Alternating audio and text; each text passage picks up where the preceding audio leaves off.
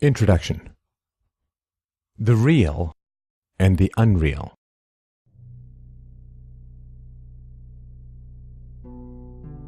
When you look at the natural world, don't you think how beautiful it is?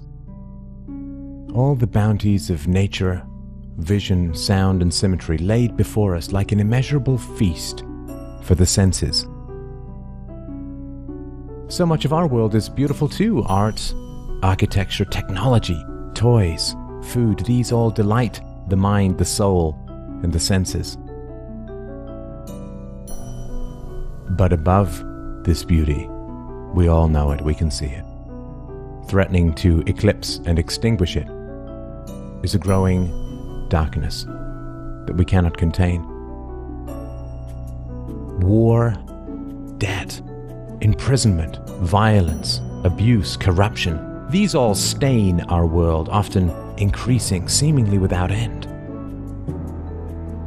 Our world, the world of the West, of freedom and philosophy, trade and democracy, is hanging by a thread. Greece burns, riots escalate, birth rates plummet, the youth flee, currencies dissolve, economies collapse, unemployment swells, prisons expand, families crack and break apart. The deaths of the dead strangle the unborn. Come on, we all want to fix what is broken.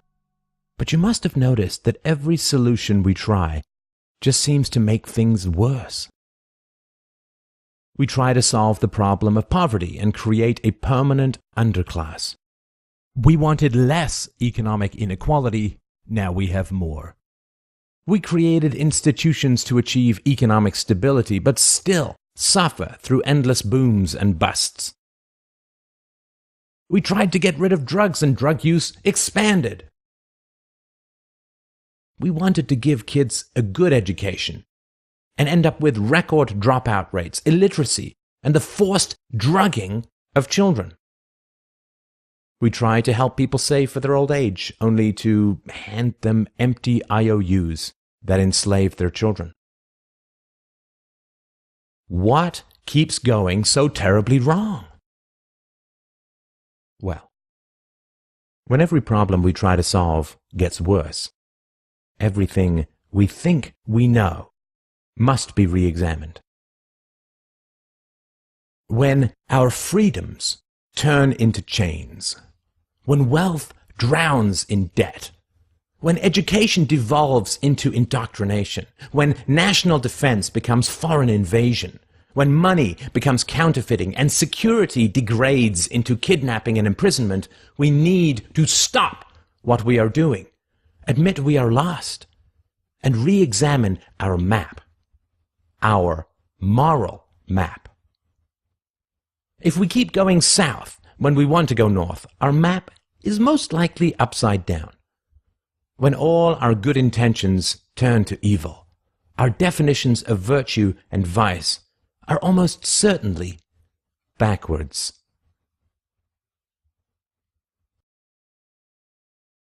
Part 1. The world is a prison of words.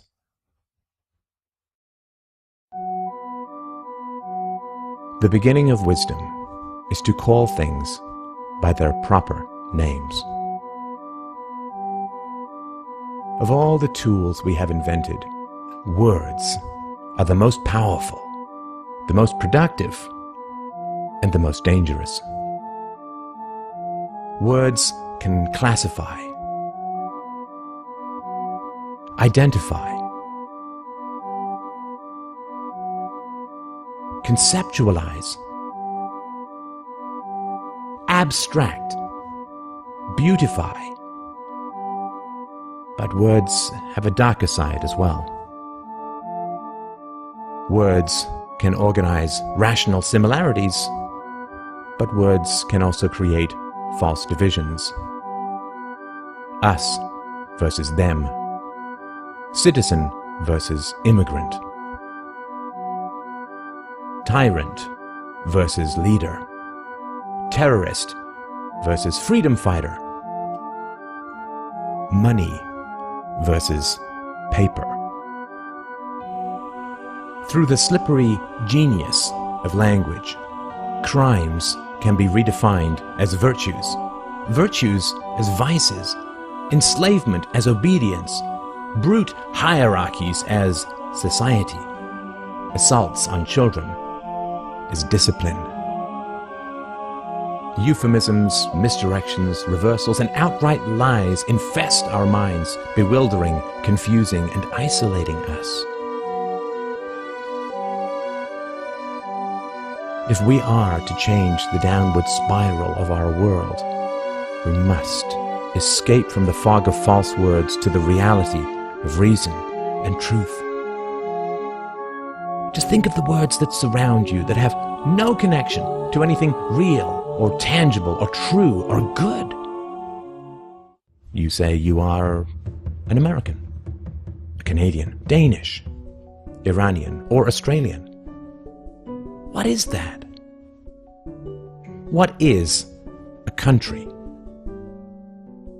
A country is land, water, plains, and mountains, and something called borders that exist only in our minds, in drawings, in words. A beach is where the ocean meets the land, a real division. A country is a color on a map, an imaginary enclosure of legal containment. Countries arise when warlords run up against other warlords they cannot conquer, or when they have mostly finished killing off or enslaving the indigenous population. Countries are the chalk outlines of bodies, of ancient and modern crimes. Countries are the fences around farms, designed to keep you, the citizen, in place. When you go from one country to another, what changes? Not the color of the sky, your hairdo, or the laws of physics. No. All that changes are the enforced rules called laws, and the rulers who are legally allowed to enforce them. Countries are regions where the power of particular political rulers holds sway. They are land controlled by governments. When you say, "I am an American," what you're really saying is that you are ruled by the American government. It would be more accurate to say, "I am the property of the American government," or "proud livestock of the English tax farm."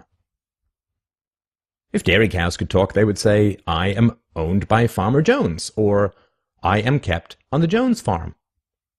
How is it different for you? This is the great danger of words. Countries are places where a tiny minority can use force to make you obey their words, called laws. In a country, you must obey the millions of constantly changing words, or you will be kidnapped and caged. It doesn't matter how many words there are, or whether it's even possible to know them all. You can be locked up for disobeying the unknowable at any time. These magic words can convert people from honest citizen to evil criminal at the stroke of a pen. In 1933, in America, it was legal to own gold and illegal to drink alcohol. The next year, it was legal to drink alcohol and illegal to own gold. Who alone has the power to do this? The state. The state is a group of individuals with a monopoly on the legal use of violence. And it is only words that blind us from seeing this basic truth. Words have the dangerous power to obscure the moral reality of the state. The word law sounds better than force. Social contract sounds better than enforced obedience. Taxation sounds better than theft. Central banking sounds better than counterfeiting. Corporation sounds better than legal immunity. Arrest sounds better than kidnapping. National debt sounds better than selling off the unborn. Democracy sounds better than mob rule. Public school sounds better than forced indoctrination. Sorry, what's that? You say you are free because you live in a democracy?